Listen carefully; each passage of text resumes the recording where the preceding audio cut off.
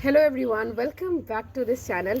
आज इस पूरे वीडियो में मैं बात करूंगी, अगर आप केवीएस के कॉन्ट्रेक्चुअल टीचर की जो वैकेंसी है उसमें अपना इंटरव्यू देख के खुद को जज करना चाहते हैं तो किस तरीके से कर सकते हैं। और जैसा कि आप सब जानते हैं कि this is not your permanent job. Even इसमें ये भी नहीं पता होता है कि आपको कॉल आएगा भी कि नहीं आएगा, बिकॉज ये जो पोस्ट है ये टोटली डिपेंड करता है according to the vacant post. जो भी केवीएस में अगर है तो फिर आपको कॉल आएगा, अदरवाइज नहीं आएगा। तो मैं अपना एक्सपीरियंस शेयर करूंगी पहले इस पूरे वीडियो में कि मैंने जो है दिल्ली में ही दिया था इंटरव्यू, और दिल्ली में 3 बार मैंने ये केवीएस का इंटरव्यू जो है वो 3 अलग अलग जगहों पे दिया था। जनवरी, फरवरी और मार्च, ये जो स्टार्टिंग के मंथ्स होते हैं ईयर के, उसी में ये जो वैकेंसी है वो आती है अलग अलग केवीएस की अलग अलग जगहों पे।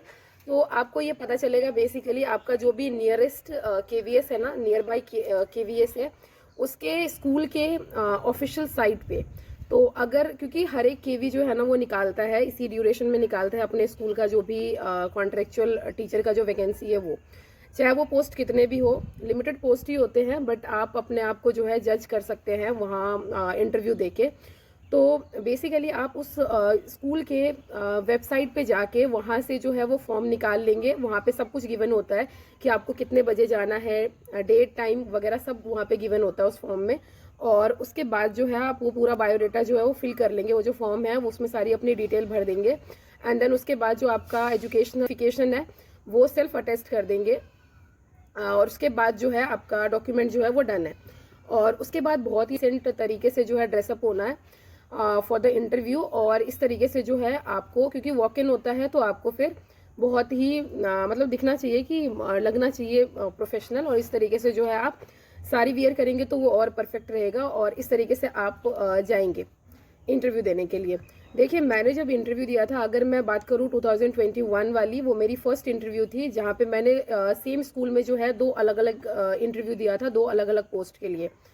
एक तो मैंने पीआरटी का दिया था, बिकॉज उस टाइम पे बीएड भी वैलिड था इन पीआरटी। तो एक मैंने पीआरटी का दिया था, और जो दूसरा है वो मैंने टीजीटी साइंस का दिया था।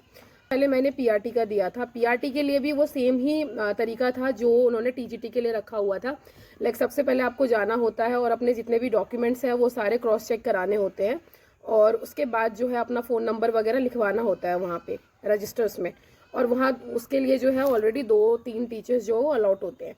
तो उसके बाद वहाँ से जो है जब आपका वो वाला काम हो जाएगा, देन उसके बाद आपको एक अलग से लाइन लगानी होती है फॉर इंटरव्यू। और जब आप इंटरव्यू वाले रूम में एंटर करते हैं ना, तो वहाँ पे कंप्लीट एक पैनल जो है टीचर्स का वो बैठा होता है। अराउंड 5 to 6 टीचर्स जो है वो होते हैं, और मिनिमम 4 to 5 तो होते ही हैं, और इवन उससे ज़्यादा भी होते हैं। तो पीआरटी में जब मैंने दिया था तो 6 टीचर्स बैठे हुए थे, और उन्होंने 1 by 1 जो है ना मुझसे इवन डेमो टीचिंग भी करवाई थी ब्लैक बोर्ड पे। एंड देन उसके बाद जो है कुछ क्वेश्चंस भी पूछे थे पेडागोजी से रिलेटेड, और साथ में एक प्लांट से रिलेटेड क्वेश्चन भी पूछा था। और टीचिंग मेथड्स वगैरह भी पूछते हैं वो, कि मतलब जानने की कोशिश करते हैं कि आपको नॉलेज है कि नहीं है। तो इस तरीके से जो है वो वहाँ का इंटरव्यू जो है मेरा बहुत ही अच्छा गया था। एंड देन उसके बाद जब आप बाहर निकलते हैं, तो अगर आपका इंटरव्यू अच्छा गया है तो वो आपसे अपना, आपका जो नंबर है, फ़ोन नंबर वगैरह जो है वो वहीं पे लिख लेते हैं, वो टीचर से लिख लेते हैं। देन आप फ्री हैं। अब आप वेट करें कि आपको वो 2 महीने के बाद भी कॉल आ सकता है, और इवन 6 महीने के बाद भी आ सकता है। वो टोटली डिपेंड करता है कि उस स्कूल में उस वाले पर्टिकुलर सब्जेक्ट के लिए जो टीचर है उसकी अगर पोस्ट वैकेंट है, तभी जाके आपको वहाँ से कॉल आएगा, अदरवाइज नहीं आता। तो ये बेसिकली वो अपने एक ऑप्शन के लिए रख लेते हैं कि अगर उनको इफ़ इन केस कोई इमरजेंसी हुई किसी टीचर को, या फिर बहुत सारी टीचर्स को मैटरनिटी लीव जो है वो चाहिए होती है, तो उसमें जो है वो बुला सकते हैं। और क्योंकि कॉन्ट्रेक्चुअल होता है तो डेली बेसिस पे जो है वो सैलरी भी आपको मिलती है। देन उसके बाद सेम बिल्डिंग में मेरा टीजीटी साइंस के लिए भी अपीयर होना था मुझे सेम डे में। तो वहाँ पे भी ऐसे ही सारे बच्चों को बिठा लिया था एक रूम में। एंड देन उसके बाद उनका पहले डॉक्यूमेंट पूरा वेरीफाई किया गया, वही सेम 2-3 टीचर्स के द्वारा। और जब वो ओके पाया गया, देन उसके बाद जो है 1 by 1 अगेन लाइन लगवा के इंटरव्यू रूम में जो है भेजा जाता था सारे कैंडिडेट्स को। फिर अगेन इंटरव्यू रूम में जो है वहाँ पे, क्योंकि मेरा टीजीटी साइंस के लिए मुझे अपीयर होना था और मैंने बीएससी फिजिक्स ऑनर्स किया हुआ है, तो वहाँ पे उस पैनल में जो है एक सब्जेक्ट एक्सपर्ट भी होता है, और उसके बाद जो है बाकी के अदर टीचर्स होते हैं। तो जो सब्जेक्ट एक्सपर्ट थी वो बहुत ही ज़्यादा इंप्रेस हुई थी मुझसे कि फिजिक्स ऑनर्स देख के, मेरी डिग्री देख के। देन उसके बाद उन्होंने फिजिक्स से related back to back 4-5 questions पूछे थे मुझसे, एंड देन उसके बाद जो है वो अगेन टीचिंग मेथड्स और जो बाकी टीचर्स हैं वो अपना अलग अलग क्वेश्चन जो है वो पूछने लगे थे। उसके बाद वो वाला इंटरव्यू भी मेरा बहुत अच्छा ही गया था, कुछ भी उसमें इस तरीके से नेगेटिव नहीं दिखा मुझे, बहुत अच्छा गया था। वहाँ पे भी उन्होंने मेरा फ़ोन नंबर ले लिया था, एंड देन उसके बाद डन है।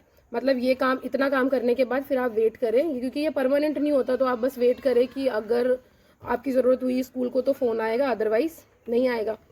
तो ऐसा मेरा एक्सपीरियंस रहा है। और अगर मैं बात करूँ बाकी जगहों की, जो मैंने बाकी जगहों पे भी दिया, जैसे जनकपुरी में दिया था एंड देन करकरडूमा में भी दिया था, तो जनकपुरी वाले की अगर बात करूँ तो वहाँ पे मुझे याद है कि वहाँ पे जो है जो मेल टीचर थे उन्होंने मुझसे रीजनिंग के क्वेश्चन जो है नोटबुक पे करवाया था जब मैंने वहाँ पे इंटरव्यू दिया था, तो उस वक्त तो रीजनिंग भी आपको थोड़ा बहुत आना चाहिए, पता होना चाहिए। एंड देन मैथ्स के क्वेश्चन भी पूछ लिए जाते हैं। जो पीआरटी के लिए मैंने फिर एक बार एक जगह पे दिया था, तो वहाँ पे बहुत ही बेसिक क्वेश्चन पूछे गए थे, मैथ्स के प्राइम नंबर एंड ऑल, ये सारी चीज़ें। तो सारा चीज़ अगर आपको नॉलेज है, मतलब आपको खुद को जज करना है अगर कि आप कहाँ पे लाई कर रहे हैं, तो डेफिनेटली आपको ये इंटरव्यू जो है वो अपीयर करना चाहिए, देना चाहिए। क्योंकि ये सोच के ना रहे कि जॉब मिलेगी ही मिलेगी, ये सिर्फ अपने आप को जज करने के लिए जो है आपके जो भी नियरेस्ट केवीएस है वहाँ पे जाके आपको इंटरव्यू देना चाहिए। तो ये मेरा पूरा कंप्लीट एक्सपीरियंस रहा about KVS interview, contractual teachers interview. And then उसके बाद जो है मुझे कहीं से भी फ़ोन नहीं आया, एंड और उसके बाद जो है मैंने कोई इंटरव्यू नहीं दिया। वो मैंने पिछले साल, ये जो बाकी के 2 इंटरव्यूज़ हैं वो पिछले साल दिए हैं। तो इस तरीके से जो है अभी मैं वेट कर रही हूँ अपने ज्वाइनिंग के लिए, क्योंकि मेरा बीपीएससी टीआरई 3 में मैथ्स एंड साइंस से क्वालिफाई हो गया है, तो मैं उसका वेट कर रही हूँ। उम्मीद करती हूँ मैंने इस पूरे वीडियो में लगभग इन्फॉर्मेशन दे दी है आपको। बाकी अगर आपको इससे रिलेटेड, केवीएस से रिलेटेड बाकी के कोई भी इन्फॉर्मेशन चाहिए तो डेफिनेटली आप कमेंट करें, और मैं कोशिश करूँगी हर एक कमेंट का आंसर करने का।